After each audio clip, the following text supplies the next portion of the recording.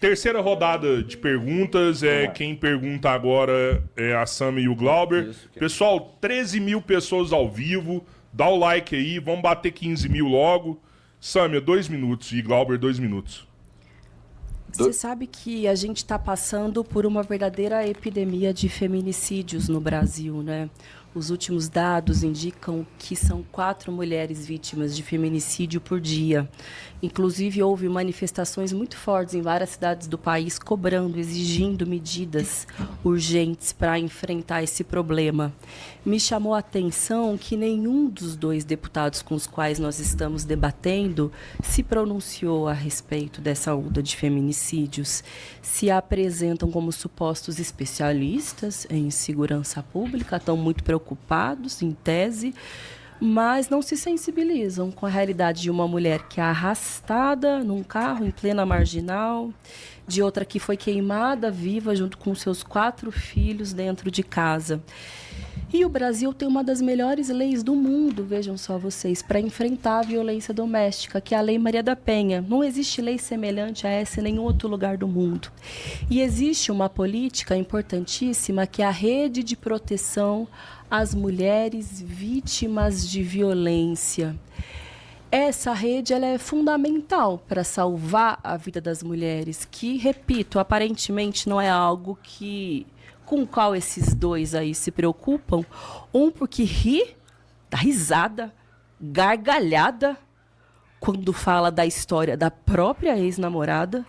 Não, eu tô rindo da mentira que você contou. Bilinski, por favor. Como você é agressivo com mulheres, né? Porque você me interrompe o tempo todo. Impressionante. Bom, só comprova aquilo que eu estou dizendo. Mas eu queria saber, Bilinski, você que gosta de gritar, fala grosso com mulher, que tem esse passado aí sombrio, assustador, quero saber a opinião de vocês sobre a rede de proteção às mulheres vítimas de violência no nosso país. Obrigada. 5 minutos. Bilinski e Eduardo. Vou ser bem rápido aqui. A Sâmia mentiu. Mentiu assim como o Glauber. A Sâmia disse que a munição que foi encontrada no corpo não era da arma. Você mentiu, Sâmia. Eu vou te processar. Você vai ter que pagar a indenização. E aí eu vou doar essa indenização para as ONGs que cuidam de mulheres. Por quê?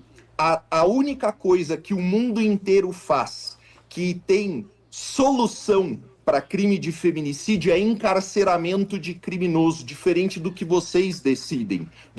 Então, mas isso não é verdade. Porque os países escandinavos não são... Tem um sistema prisional muito diferente do nosso.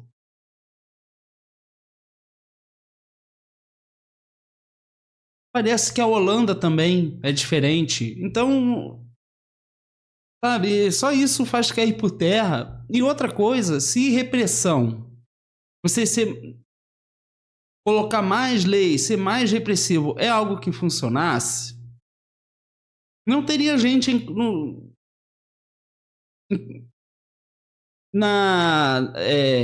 eu esqueci como se dá o nome, mas esperando, porque tem pena de morte nos Estados Unidos, então as pessoas estão lá esperando a pena acontecer. As pessoas não deixaram de fazer o que faz. Aqui no Brasil tem lei, crime, prisão, as pessoas não deixam de fazer. A grande verdade é essa. E a gente está insistindo num sistema há anos de combate e repressão que não funciona. A gente só enxuga gelo, porque na prática não resolve. Que vocês estimulam, vocês querem soltar bandido. Nós estamos defendendo a mesma política que funciona no mundo inteiro. E outra coisa, olha o custo para construir mais presídio, manter mais gente presa, para fazer mais repressão, para gastar dinheiro com polícia, porque é um monte de coisa, não é só a gasolina do carro, não. É um monte de coisa. Então, assim, sabe? E não é esse pessoal da direita que tem discurso, o Estado não pode gastar. Mas isso para mim é um gasto horroroso de dinheiro do Estado. Quer dizer que ainda vou ter que pagar mais coisa. Eu já carrego o país nas costas, eu e 99% das pessoas, e ainda querem botar mais coisa pra gente pagar? Não dá, né? Não dá. Então aumenta nosso salário. Ou aumenta, ou diminui, então, alguma coisa aí, porque não tá valendo a pena. O que a gente já gasta hoje é muito e não tá resolvendo. Então, quer dizer, a gente vai gastar mais ainda com uma coisa que não resolve? Eu não acho isso uma coisa inteligente, mas esse é o discurso desse pessoal da direita.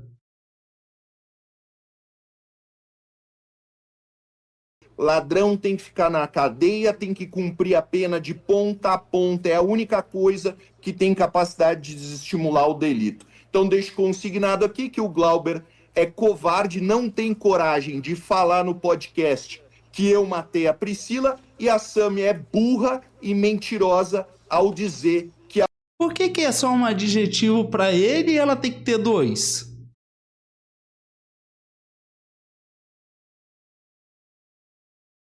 A munição do caso não era a equivalente à arma. Vocês dois são desonestos, vocês dois são chorume do Brasil, da política brasileira.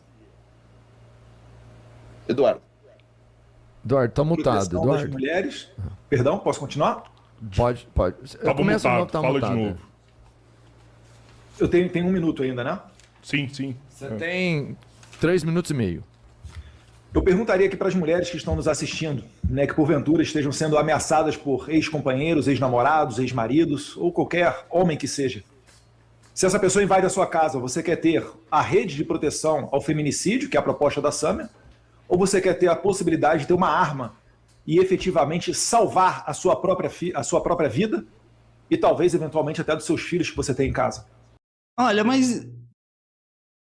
Primeiro que isso não se sustenta, né? Em primeiro lugar, a pessoa vai ter jeito com a arma? Vai ter talento para manusear?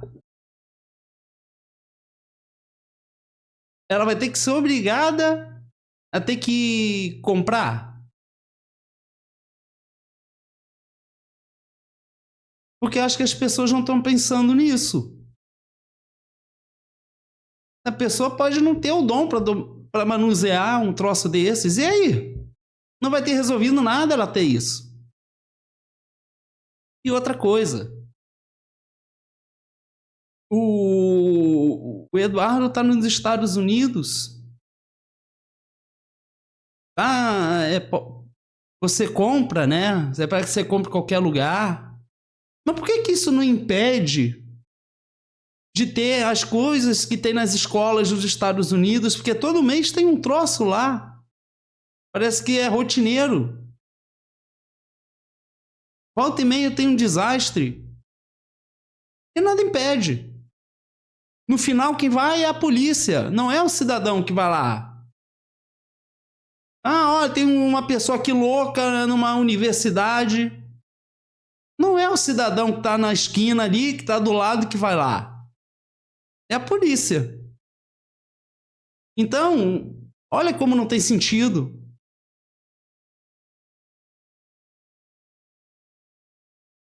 Além da questão econômica. E a mulher aí ganha um salário mínimo, como é que ela vai comprar? Porque o troço é caro, não é barato. Isso é só para quem tem um poder econômico. Esse troço aí já é um troço errado que não é para todo mundo. Então não dá para ele ficar sugerindo isso se ele não levar a questão econômica em conta. Agora, ele tem uma outra opção. Porque se for uma mulher que mora em zona periférica, a opção é esse desastre aí que eles acham lindo que teve no Rio de Janeiro. E que a esquerda não pode condenar, criticar, porque faz a mesma coisa que eles. E é uma coisa inconstitucional, né? Interessante, né? Então o que a gente quer ver é a solução real dos problemas. A gente pode fazer a lei mais bonita que seja, mas essa lei ela não vai ter efetividade se a gente não pensar na vítima. Se a vítima é uma mulher, ela tem que ter um acesso facilitado aos meios de defesa. Eu estou morando aqui no Texas. Mas e se a mulher não tiver... Mas se a pessoa não tiver o talento para manusear, não adianta. Não, e aí? Se não for uma pessoa que mora na zona periférica, para ter essa opção horrorosa que eles dão aí, que o policial vai lá, né? E ainda usa a casa dos moradores para se proteger dos tiros, né? Isso ele acha ótimo, mas a pessoa que não mora nessa zona periférica, que não tem isso como opção, vai fazer como? A pessoa ganha um salário mínimo, vai fazer como?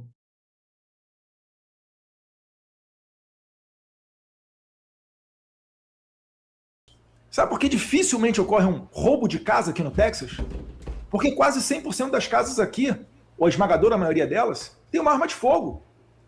O bandido, ele é uma pessoa igual a qualquer outra.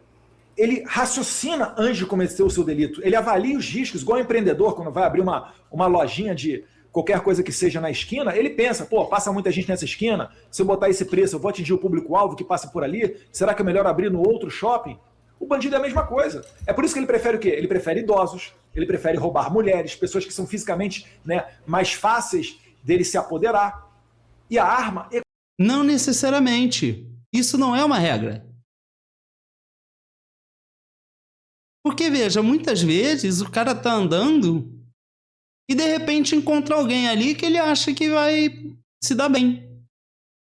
Fazer uma coisa errada com alguém ali e se dar bem. Então, às vezes o cara tá até mal intencionado. Mas às vezes, por um acaso, ele encontra uma outra pessoa para fazer isso em outro lugar. Porque esses caras... Eu não sei nem o que pensar desse argumento dele.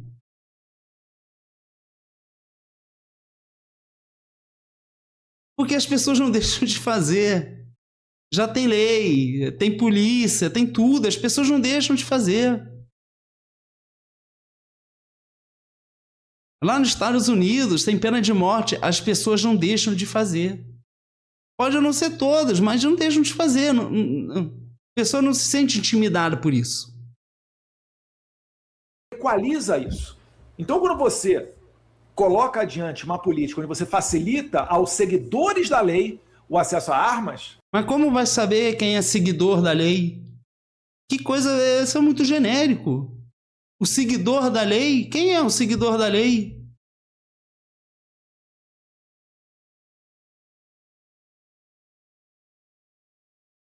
Você manda uma mensagem forte para o mundo dos criminosos, que é o quê? Tome cuidado, a sua vítima pode estar armada.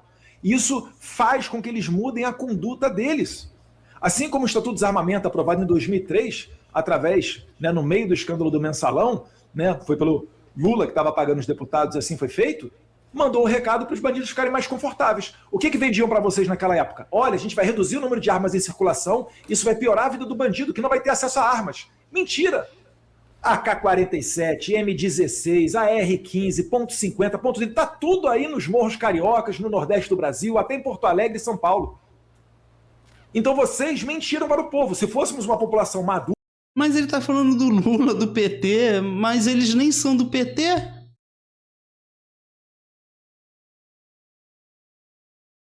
Ah, porque apoia o governo? Pode ser, né? Um Congresso maduro, o que a gente faz? Nós retornaríamos à política, tentamos algo novo, não deu certo, vamos retornar ao que era feito anteriormente. Mas não, vocês não assumem que estão errando e quem paga isso daí é a população com a vida. O que eu quero é apenas fazer o contrário disso. Eu quero resgatar os tempos... Agora, perceba que ela perguntou qual a proposta, né, para a mulher. O Bellinsky disse que tem que fazer presídio. Gastar dinheiro, né? E o Eduardo tá sugerindo aqui a mulher comprar uma arma.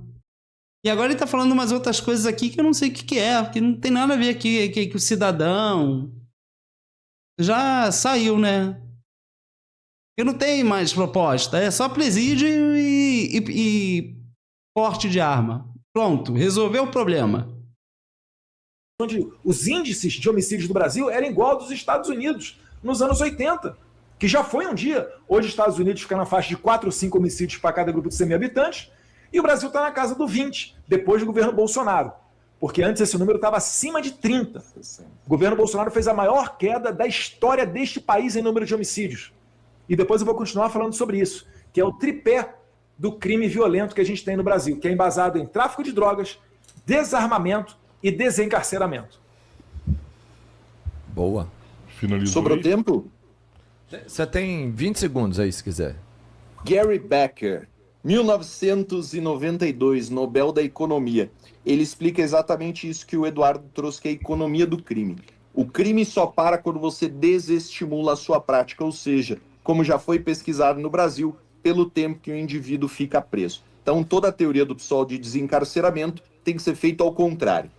Olha, eu não duvido que o Nobel tenha sugerido isso lá em 1900 e lá vai bolinha, mas veja que quantos anos se passaram e como a gente se desenvolveu, né? Como sociedade, né? Eu digo isso o mundo de modo geral. Mas faz sentido pegar um pensamento de 1992 para trazer agora? Porque eu acho que foi isso que ele disse. E outra coisa, na prática, que funciona é justamente o contrário do que eles estão falando aqui. Tudo que o pessoal disser que é bom para a segurança pública, o contrário é o que vale no mundo real. Então, acho que o Bilinski aqui deu, né, o panorama. Tudo que eles falarem aqui, na vida real, o contrário, tá? 3 minutos, pessoal. Eu fui chamada de burra, de mentirosa, só não responderam a pergunta que eu fiz, né? O outro sugeriu que tem que prender o cara depois que ele comete feminicídio. Que gênio, óbvio, óbvio. Isso é lei no Brasil. Ele tem que ser preso, tem que pagar pelo crime que ele fez. Mas não foi essa a pergunta que eu fiz. Ele falou até de roubo de casa. Eu estou falando da vida de mulheres. Qual é a opinião de vocês sobre a Não, mas ela disse que... Mas ela falou a mulher dentro de casa, foi 4 filhos, queimada. Ela disse isso. Por isso que ele falou. rede de proteção às vítimas de violência para que essa mulher não seja morta? Porque o feminicídio é uma morte evitável, ao contrário de muitas outras mortes. Porque raramente o feminicídio se expressa como o assassinato da mulher de uma hora para outra. Ele tem uma progressão de outras violências. É a violência psicológica, a violência patrimonial, a violência física, uma série de ameaças. Retira essa mulher de qualquer rede, de qualquer circulação, acaba com o psicológico dela. E a última etapa é o feminicídio. E a rede de proteção às vítimas de violência serve justamente para coibir que essa violência atinja o feminicídio, para que haja medidas protetivas, para que esses agressores não cheguem perto das mulheres, para que haja casa-abrigo, para que haja centro de referência, para que essas mulheres tenham renda para poder fugir dos seus agressores, para que tenham espaços em que elas possam levar os seus filhos, porque na maioria das vezes, a violência é contra ela, mas também contra os seus filhos.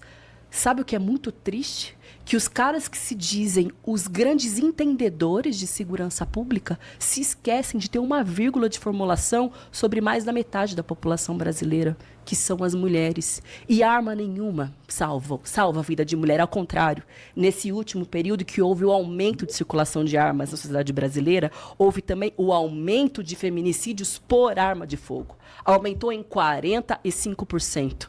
Arma não salvou a Priscila. Arma não salvou mulher nenhuma nesse país. Muito pelo contrário. E esses caras têm como proposta, sabe o que a gente ouve falar? Castração química. Que tipo de buraco vocês arranjaram uma proposta como essa? Sabe por quê? Porque parece até que o estupro tem a ver com desejo, tem a ver com prazer. Talvez na cabeça deles seja isso. Mas tem a ver com poder, tem a ver com violência. Então, mas essa questão, eu vou acrescentar uma coisa aqui. Eu não discordo do que ela disse. Realmente tem essa questão da força e do poder, mas também a gente não pode desconsiderar questões em relação a fatores psicológicos. Porque eu acredito que fatores psicológicos também podem influenciar muito nesse sentido. E eu não vejo nenhuma preocupação por parte do Estado em fornecer um acesso de atendimento psicológico.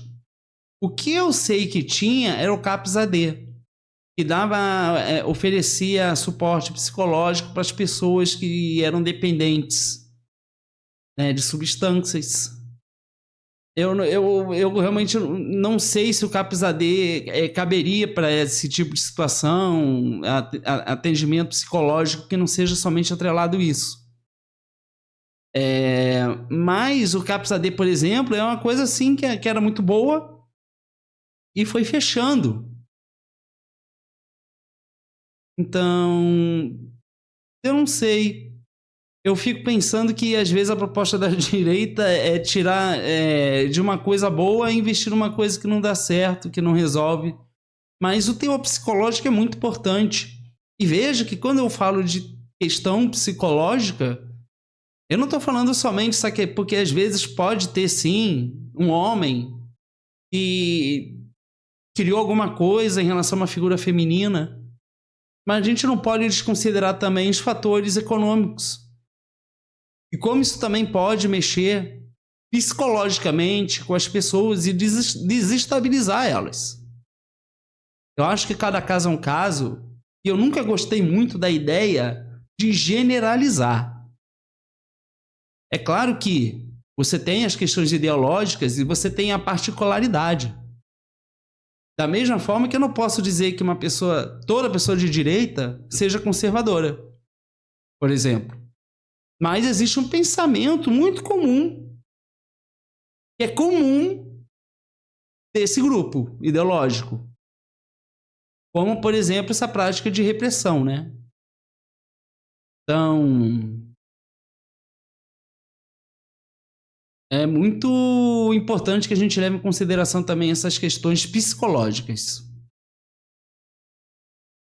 É sobre isso que é o estupro. Agora, para salvar a vida da mulher, nenhuma proposta. Ficaram aqui 6 minutos fazendo lobby para a indústria armamentista, falando de um monte de coisas que não são verdades, fazendo elogio para aquele que está preso lá na Polícia Federal em Brasília, que se Deus quiser vai apodrecer na cadeia por tudo de ruim que fez para o país. Só se esqueceram de apresentar uma propostinha sequer para salvar a vida da metade da população brasileira, que são as mulheres. Eduardo e Paulo, pergunta de vocês, 2 minutos. É muito interessante, né? Sem proposta, não tem. A proposta é prisão e acesso a armas de fogo. É só isso. Segurança pública para eles é só isso. E polícia na favela. Pronto, resolveu o problema da segurança pública. Gastar dinheiro e insistir numa coisa que não resolve. A gente precisa refletir, hein, gente? É isso. Tchau.